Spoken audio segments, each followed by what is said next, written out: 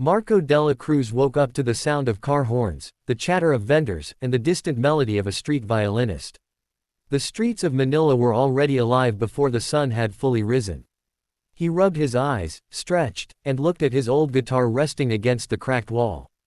The strings were worn, the wood faded, but to him, it was priceless. He lived in a small one-room apartment with his younger sister Leah, who was only 16 and still going to school.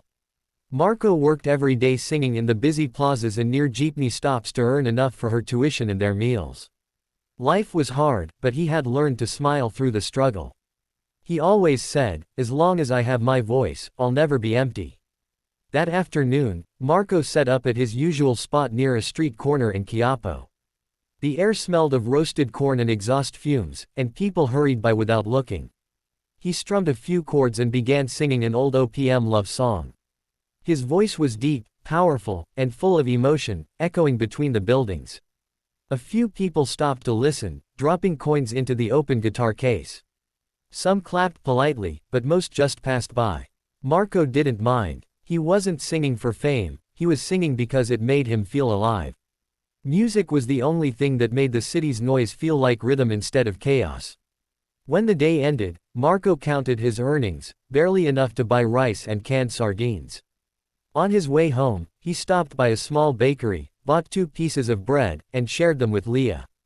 She smiled and said, "Kuya, someday, people will hear your songs on the radio." Marco laughed softly and replied, "If that day ever comes, I'll make sure you're the first to hear it." Later that night, he sat by the window with his guitar, looking at the stars. He started humming a new melody, something raw and honest. A little boy from next door, curious, recorded a short clip on his phone without Marco noticing. That simple moment, just Marco, his guitar, and his song, would soon travel far beyond the Manila streets. The next morning, Marco returned to his corner as usual. But this time, something felt different. A few people recognized him and whispered excitedly. One of them showed him the video on their phone.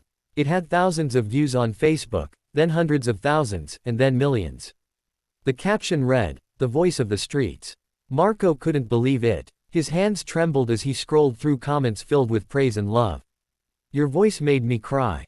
You sing like you've lived 100 lives. Someone find this guy and give him a stage." For a moment, he didn't know whether to laugh or cry. He had sung in the same spot for years, unseen, unheard, and now the whole world was listening. Reporters started looking for him.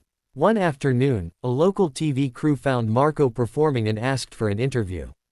He stood shyly in front of the camera, stammering at first, then slowly finding confidence as he spoke about his dream, to lift his sister out of poverty and share music that gives hope.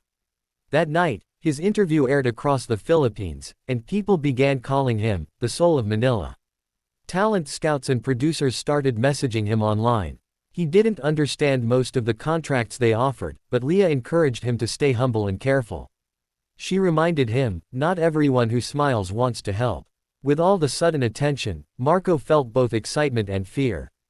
He wasn't ready for fame, he only knew how to sing. Yet deep down, he realized this was the moment his life had been waiting for. He stayed up all night writing a new song, pouring his journey into every line. He wanted it to tell the truth about pain, struggle, and hope. As dawn approached, Marco looked at Leah sleeping peacefully and whispered, "Maybe one song really can change everything." Outside, the city woke up once again, but this time, the world was listening to a new name. Marco Dela Cruz, the street performer who sang his way out of the dark. Marco could hardly believe it when he opened an email inviting him to audition for Asia's Got Talent. He read it 3 times just to be sure it wasn't a prank. Leah jumped up and down with excitement, hugging him tightly. "Kuya, this is your chance. You've got to go." But deep inside, Marco was terrified. He had never performed in front of famous judges or a massive audience. Singing on a noisy street was one thing, singing on international television was something else entirely. Still, he knew he couldn't let fear steal this opportunity. He borrowed a second-hand jacket from a neighbor, packed his old guitar, and took a long bus ride to the audition venue. When he arrived, the line of contestants stretched around the block. Dancers practiced moves, magicians rehearsed tricks, and singers warmed up their voices. Marco stood quietly in the corner, clutching his guitar, feeling out of place among the polished performers. Hours passed before his name was finally called. He stepped onto the massive stage, blinded by the lights. The judges, Simon Cowell, David Foster, and Ong Goon, looked at him with polite curiosity. Simon leaned forward and asked, "What's your name, and what do you do?" Marco swallowed hard. "My name is Marco Dela Cruz, and I'm a street performer from Manila." The audience applauded softly, intrigued by his humility. When the music started, Marco closed his eyes and let everything go. He sang his original song, Home Without Walls, a melody about finding hope even when you have nothing. His voice filled the hall, raw, pure, and trembling with emotion. The crowd fell silent. Some wiped tears from their eyes. When the final note faded, there was a second of complete stillness before the audience erupted in applause. Simon stood up and said, "You just reminded everyone why music matters." David Foster nodded, saying, "You sang like you've lived every word." Ongun smiled warmly and whispered, "You're special." Marco covered his face, overwhelmed with emotion as he received 4 yeses. Back home, the neighborhood celebrated like it was a festival. His video from the show spread across the internet, gathering millions of views. Strangers sent him messages from all over the world. For the first time, Marco felt like his dream was real. He practiced harder than ever, determined to honor his roots. But fame began to cast its shadow. Talent agencies called non-stop, some offering huge deals, others pushing him to change his style and sing pop covers instead of his own songs. He didn't know who to trust. Leah tried to help him read the contracts, but it all felt too fast. Then, one night, while he was rehearsing for the semi-finals, Leah fainted from exhaustion. Marco rushed her to the hospital, where the doctor said she had been under too much stress and needed rest. Sitting beside her bed, Marco felt guilt crush him. He realized he had been so caught up in fame that he had forgotten the reason he started singing, to take care of her. When she woke up, she smiled weakly and said, "Don't stop, Kuya. You're doing this for both of us." Tears filled his eyes as he promised, "I'll make you proud, but I'll never forget who I am." A few days later, Marco was approached by a big record label offering a major contract. The catch was that he'd have to give up creative control and stop performing his original songs. The money was tempting, enough to change their lives instantly, but it didn't feel right. He turned down the offer, knowing it would disappoint some people. Fans on social media praised him for staying true to his music. Reporters called it a brave move in a world obsessed with fame. On the day of his next performance, Marco stood backstage, heart pounding. The audience was bigger this time, the lights brighter, but he was calmer. He remembered Leah's words and his promise to himself. When he stepped on stage, he wasn't just a contestant anymore, he was a man singing for every dreamer who had ever been ignored. His voice soared, honest and powerful, touching every heart in the room.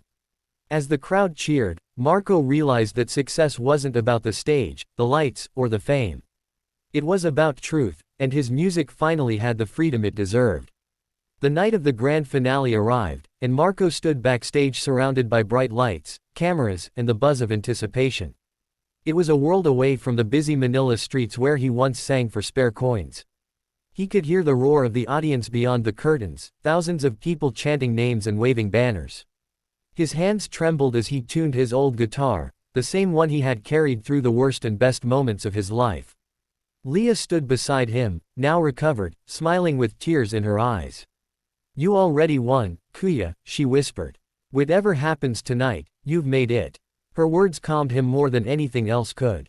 He took a deep breath and stepped into the light. The stage glowed with blue and gold as Marco walked to the center. The judges smiled as he greeted them politely. Simon Cowell leaned forward and said, "You've touched millions, Marco. Let's see what you've got for us tonight."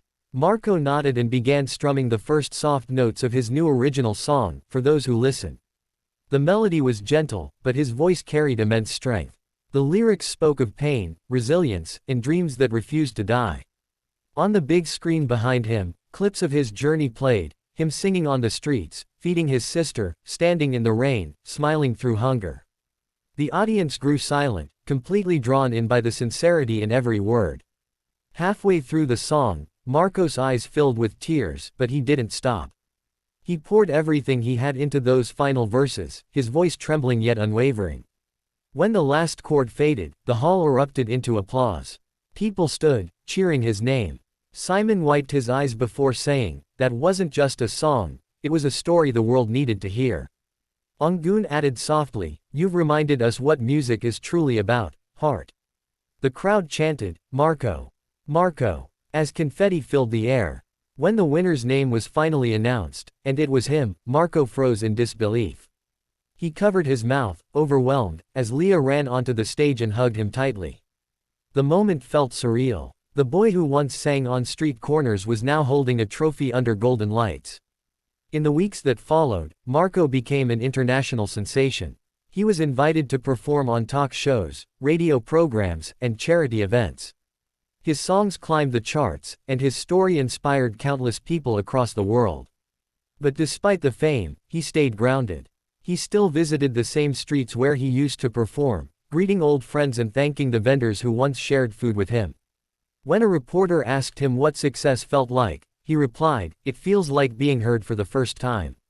Months later, Marco organized a free concert in Manila. The venue wasn't a fancy arena but the same plaza where he used to play. The stage was simple, decorated with fairy lights and local banners. Hundreds gathered, families, street kids, and young musicians carrying their own guitars. Marco walked onto the stage wearing a plain white shirt and jeans, his trademark humility still intact. He looked around and said into the microphone, "Once, I sang here for coins.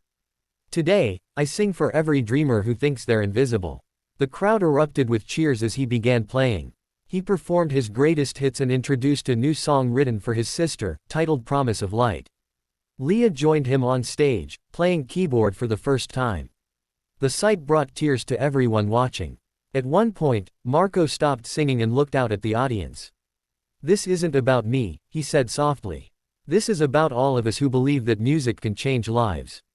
He then announced the creation of the Street Voices Foundation, an organization dedicated to helping young Filipino street performers by giving them instruments, lessons, and opportunities to perform.